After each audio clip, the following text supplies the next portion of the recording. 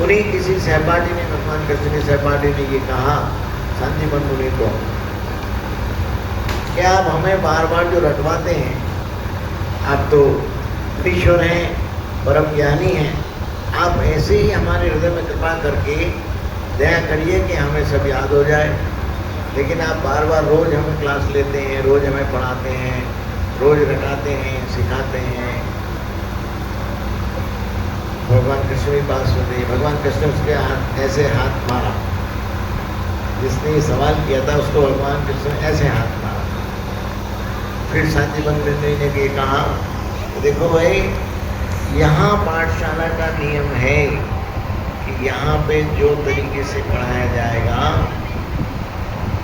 यहाँ पर आप लोग भले मुनि की संतान हैं, भगवान कृष्ण भले 16 अवतार हैं, लेकिन यहाँ पर विद्यार्थी बन के आए हैं।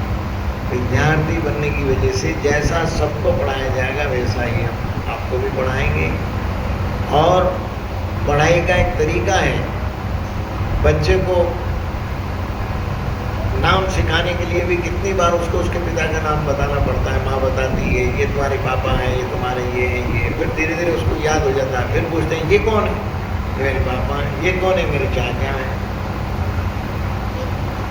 तो कहने का तात्पर्य ये है कि यहाँ भी देखो, दादाजी की दया से बच्चे कोई इतने संस्कृत पढ़े हुए नहीं है, लेकिन सुन सुन के उनके मन में पढ़ने की जिज्ञासा हो जाती है, पढ़ने लग जाते हैं। उसी तरह से अब हम सब भी यहाँ पर आए हैं, तो गुरु दरबार जो है वो विद्या का घर है। गुरु महाराज विद्या का दान देते हैं, मंत्रों से विद्या देते हैं, अपने आशीर्वाद से विद्या देते हैं, और मानसिक रूप से उसको ग्रहण करने की शक्ति भी देते हैं। ये गुरु कृपा होती है। लेकिन कृपा के लिए कोई ऐसा उपाय जो शॉर्टकट हो, वो हमने तो नहीं देखा।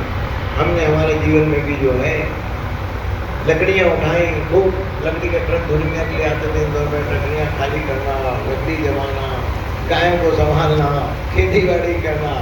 और देखो यहाँ तक देखो, पाइपलाइन की सेवा में हमारे कमल भैया, सुमित भैया भी आए हुए। सब लोगों ने खूब गेंदियाँ चलाई।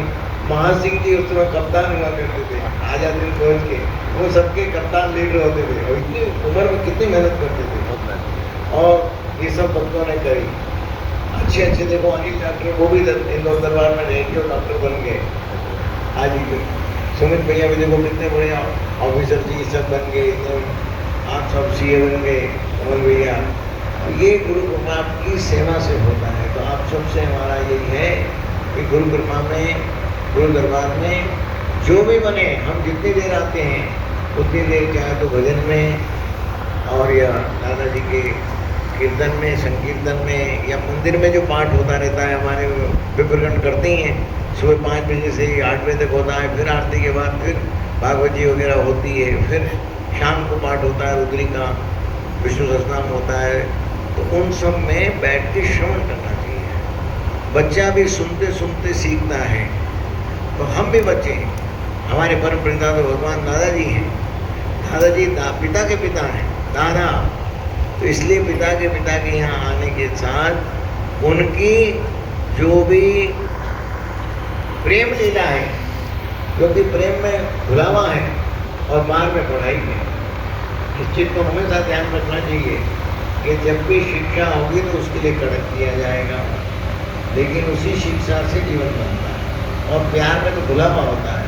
कई बार बच्चे को प्यार में माता पिता को ठोकने लग जाता है, क्योंकि प्यार में भूल जाता है कि भैया मेरे माता पिता में अपनी मर्यादा भूल जाता है। उसी तरह से ज़्यादा लाड प्यार में भी जो है हम अपनी स्थिति को भूल जाते हैं, जबकि हमें हमेशा हर स्थिति में, चाहे शिक्षा की स्थिति हो या सेवा की स्थिति हो, कैसी भी स्थिति हो, लेकिन गुरु घर की जो मर्यादा है, गुरु शिष्य की मर्यादा है, माता पिता की भी जैसे मर्यादा है, बच्चे को माता पिता की मर्यादा मानेगा तो ही माता पिता का आशीर्वाद दे सकता है। उसी तरह से गुरु घर से आशीर्वाद देना है, कुछ पाना है, कुछ बनना है, तो उसके लिए हमेशा कहते हैं कि झोली बना के रखो, कब झोली को भर देंगे, कब उनकी कृपा होगी। हमारी गुरुआ जी हमसे बोलते, बोले देखो हमारी कृपा की दृष्टि। एक बार मैं ऐसे खड़ा था, शुरू में एक ही कुर्सी लगती थी, दादाजी विरायत थे तीन दौर में, तो कचेरी के वहाँ भी छोटे थे, लेकिन इतने बड़े होते हैं बच्चा 6-7 साल के, तो मैं यहाँ खड़ा, बुजुर्ग ने ऐसे मेरा हाथ पकड़ के आगे किया, बोले बेटा गुरु महाराज की दृष्टि के सामने रहना चाहिए, क्या कहता यहाँ खड़े, यहाँ खड़ा था, यहाँ खड़े गया। फिर मेरे से बोला कि देख बेटा गुरु महाराज के सामने रहेंगे तो क्या पता हमारी कब दृष्टि हो जाए। बोले हम सन्यासी हैं, कब हमारी दृष्टि पड़ जाए, कब हमारी दृष्टि क्या कटाक्ष हो जाए, किस दृष्टि से हम कौन सी विद्या प्रदान कर दें, उसकी दृष्टि के सामने रहना। गुरु महाराज की यदि दृष्टि के सामने रहेंगे तो क्या पता उनकी क्या कृपा हो जाए। तो इसलिए गुरु महाराज जो है, गुरु महाराज की दृष्टि हमेशा सामने रहे। गुरु महाराज दृष्टि ऐसे इनको करते हैं, यार भी ऐसे रहो ना दृष्टि है, तो क्या पता कब गुरु महाराज की क्या दृष्टि हो, क्या कृपा। और सामने रहने से मर्यादा में रहते हैं, पीछे रहकर बातें करते रहते हैं, खेतों बात करते रहते हैं, उनको आवाज आ जाती है, फिर हमें बुलाती है। तो हमेशा यहाँ जो भी ड्यूटी दें उनके लिए ध्यान रखना चाहिए कि हम एक मर्यादित जगह पे हैं, गुरु घर में हैं। गुरु मर्यादा के लिए ऐसा नहीं कि हम बात करते रह जाएं तो हम समय निकल जाए।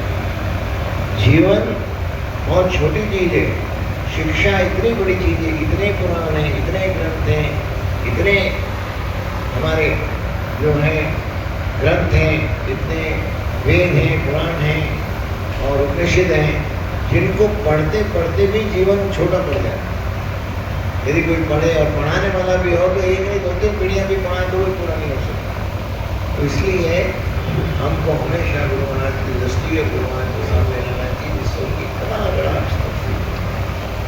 कृपा काटा शनिहारो श्री सतगुरु, कृपा काटा शनिहारो, कृपा काटा शनिहारो श्री सतगुरु, कृपा काटा कटाक्ष रूप में निहारो। आप ऐसा निहारो जो आपकी कृपा की दृष्टि कटाक्ष रूप में, जिस तरह कहते हैं ना नजर लग गई, बुरी नजर पे नजर तो लगती है, जब कहते हैं नजर लग गई किसी की, तो नजर पे तो कटाक्ष रूप में बुरी दृष्टि पे तो बुरा काम कर देती है, आदमी को बुखार आ जाता है, बोले क्या हमारे नजर लग गई, अरे इसको ये होगा नजर लग गई। तो नजर की जब बुरी दृष्टि किसी की हो सकती है तो किसी की अच्छी दृष्टि नहीं हो सकती। यदि दृष्टि से किसी के लिए बुराई का काम हो सकता है तो दृष्टि से अच्छाई भी हो सकती है, लेकिन सद्गुरु जब भी दया करेंगे तो कल्याण की ही कृपा करें, कल्याण की ही दृष्टि करेंगे। छठा कभी लज्ज्वल प्रवाह पावितस्थले